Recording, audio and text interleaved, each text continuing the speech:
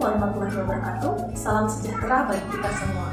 Perkenalkan, saya Sri Wahyu Dianusi akan mempresentasikan salah satu riset terkait dengan teknologi pembelajaran adaptif, yaitu pengembangan aplikasi mobile bermuatan nilai-nilai karakter pada mata pelajaran fisika materi listrik dinamis. Pengembangan aplikasi mobile ini bertujuan untuk memfasilitasi pembelajaran terkait dengan kendala-kendala yang dialami sehingga diharapkan performance pembelajaran dapat ditingkatkan. Pendidikan merupakan fondasi penting dalam pembentukan individu dan masyarakat yang berkualitas. Di era teknologi informasi seperti saat ini, perkembangan pendidikan semakin terkait erat dengan kemajuan teknologi digital. Pada era digital seperti saat ini, perkembangan teknologi informasi dan komunikasi telah mengubah paradigma pendidikan, terutama adanya inovasi dalam proses pembelajaran. Pembelajaran mobile semakin populer karena beberapa manfaat yang diberikan kepada pembelajar dan pembelajar, termasuk efektivitas biaya, mobilitas, konektivitas cepat, dan sensitivitas konteks, serta dapat memfasilitasi interaksi dengan mendorong pembelajaran kolaboratif, interaktif, dan umpan balik yang cepat. Materi pelajaran fisika, khususnya listrik dinamis, seringkali dianggap sebagai materi yang kompleks dan sulit dipahami oleh sebagian besar pembelajar. Untuk mengatasi tantangan ini, diperlukan inovasi berupa visualisasi materi pembelajaran melalui penyajian media pembelajaran yang efektif untuk meningkatkan performance pembelajaran.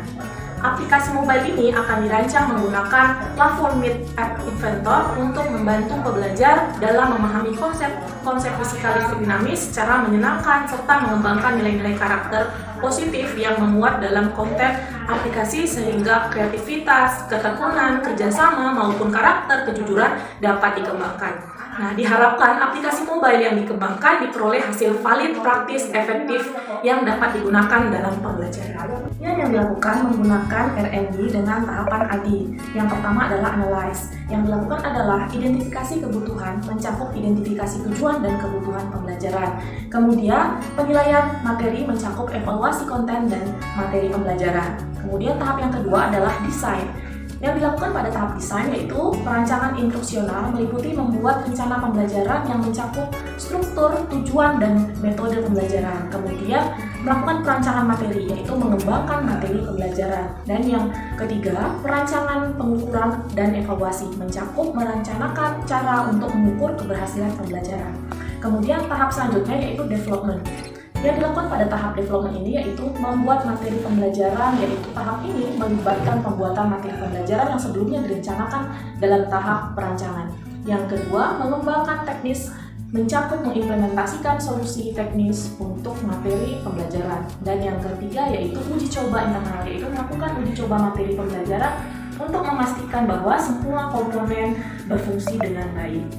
Tahap keempat yaitu implementasi, yaitu pengenalan materi pembelajaran, yaitu meluncurkan materi pembelajaran ke target pengguna atau pembelajar. Yang kedua, menggunakan materi pembelajaran, yaitu menggunakan materi pembelajaran dalam konteks pembelajaran sesuai dengan rencana yang sudah dibuat. Dan tahap terakhir yaitu evaluasi, dilakukan setelah selesainya pembelajaran. Dilakukan evaluasi keseluruhan untuk menilai keseluruhan efektivitas materi pembelajaran.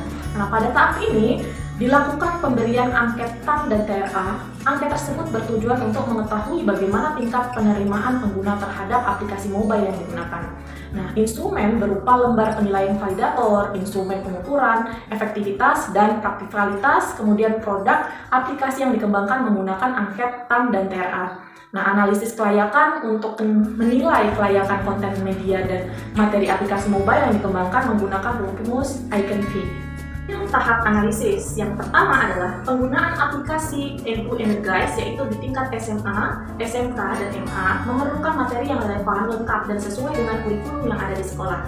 Materi yang ada pada aplikasi ini disusun dengan baik, memberikan penjelasan yang jelas dan komprehensif, serta menawarkan latihan yang mendukung pemahaman konsep listrik dinamis sesuai dengan kurikulum yang ada. Kemudian yang kedua, aplikasi Edu Energize ini memiliki antarmuka yang intuitif, mudah digunakan, dan menarik secara visual, serta sesuai dengan prinsip UI UX. Desain yang responsif dan navigasi yang sederhana dapat membantu pengguna menjelajahi aplikasi Edu Energize dengan lebih mudah. Kemudian hasil yang ketiga, yaitu aplikasi Edu Energize ini memiliki kostumisasi dan pemantauan kemajuan bagi pengguna.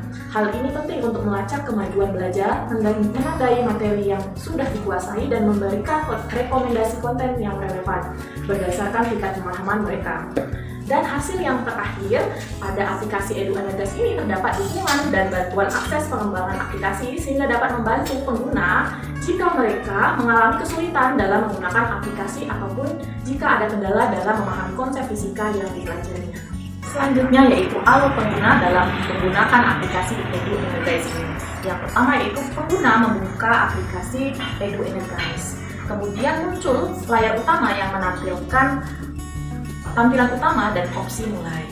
Kemudian pengguna memilih materi atau topik yang ingin mereka pelajari.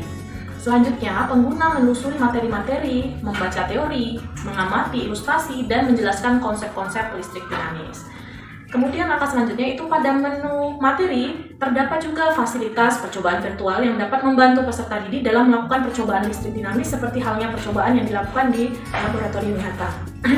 Selanjutnya, setelah mempelajari materi, pengguna dapat memilih dan mengerjakan kuis atau latihan soal yang terkait dengan topik yang dipelajari.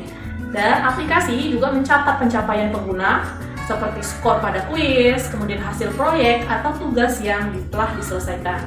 Nah, kemudian aplikasi dapat memberikan umpan balik tentang area-area yang perlu diperbaiki atau rekomendasi konten tambahan untuk pemahaman yang lebih baik. Aplikasi Mobile Edu Energize ini dirancang menggunakan platform Meet App Inventor. Menggunakan Meet App Inventor dalam platform mengembangkan aplikasi mobile yang telah banyak digunakan dalam penelitian dan pengembangan aplikasi pembelajaran mobile. Platform ini dirancang untuk memungkinkan pengguna untuk membuat aplikasi mobile tanpa memerlukan pengetahuan pemrograman yang mendalam. Penggunaan Meet App Inventor dapat mempermudah pembelajaran melalui pendekatan berbasis visual, yaitu menghilangkan hambatan yang seringkali dialami oleh pemula. Instalasi aplikasi Mobile Edu Energize tersedia dalam ekstensi APK. Adapun logo aplikasi yaitu tulisan tebal Edu Energize dengan gambar lintasan atom di atasnya menunjukkan nama dari aplikasi mobile yang diharapkan dapat memberikan kesan kuat terkait ilmu pengetahuan, teknologi, inovasi, dan pendidikan dalam konteks pembelajaran fisika. Nah, tampilan utama dari aplikasi Edu Energize ini terdiri dari beberapa elemen utama, termasuk logo aplikasi dan tombol untuk memulai. Nah, tampilan menu terdiri dari menu tombol halaman awal dengan 4 tombol materi. Nah, tombol About atau profil aplikasi yang mengarahkan pengguna ke halaman informasi tambahan tentang aplikasi. Nah, halaman ini berisi informasi aplikasi, latar belakang, tujuan aplikasi, dan deskripsi singkat tentang konten yang ditampilkan. Komponen yang dapat ada di tampilan materi yaitu yang pertama penjelasan konsep yang mendalam tentang listrik dinamis mencakup mendukung prinsip dasar, rumus, dan teori yang terkait dengan topik listrik dinamis. Yang kedua yaitu ilustrasi dan grafik, yaitu terdiri dari gambar, grafik, atau diagram yang mendukung untuk penjelasan konsep-konsep yang kompleks. Ilustrasi ini membantu pembelajar memvisualisasikan konsep listrik dinamis dengan lebih baik. Kemudian contoh aplikasi dalam kehidupan nyata. Dan yang terakhir yaitu nilai karakter yang diintegrasikan dalam materi. Nah, menyertakan kalimat-kalimat motivasi dan contoh ilustrasi praktis yang menginspirasi untuk memberikan contoh yang dapat diteladani oleh pembelajar. Nah, tampilan materi yang konferensi ini bertujuan untuk menyediakan penjelasan yang mendalam dan memicu pemikiran kritis untuk membantu pembelajar memahami dan menerapkan konsep-konsep listrik dinamis dengan lebih baik. Deskripsi umum tentang tampilan LKPD yaitu yang pertama, penjelasan kegiatan atau tugas yang akan dilakukan oleh pembelajar. Yang kedua yaitu panduan langkah-langkah yang terperinci tentang bagaimana pembelajaran menyelesaikan tugas dalam kegiatan tersebut. Kemudian yang ketiga, ilustrasi atau gambar pendukung yang membantu pembelajar dalam memahami tugas atau konsep yang dipelajari. Dan yang terakhir yaitu pengguna dapat menginput hasil pengalaman secara langsung melalui live worksheet yang tersedia sehingga LKPD tersebut tidak perlu dicetak. Namun LKPD tersebut dapat pula dicetak sesuai dengan kebutuhan. Dengan menyajikan informasi terperinci dan mudah dipahami, LKPD mendukung pengalaman belajar secara efektif.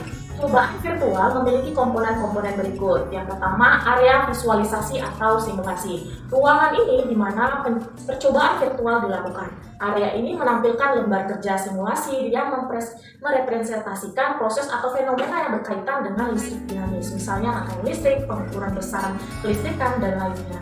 Yang kedua, yaitu tampilan instrumen pengukuran. Terdapat nilai hasil pengukuran yang diperoleh ketika elemen atau alat ukur tersebut disorot.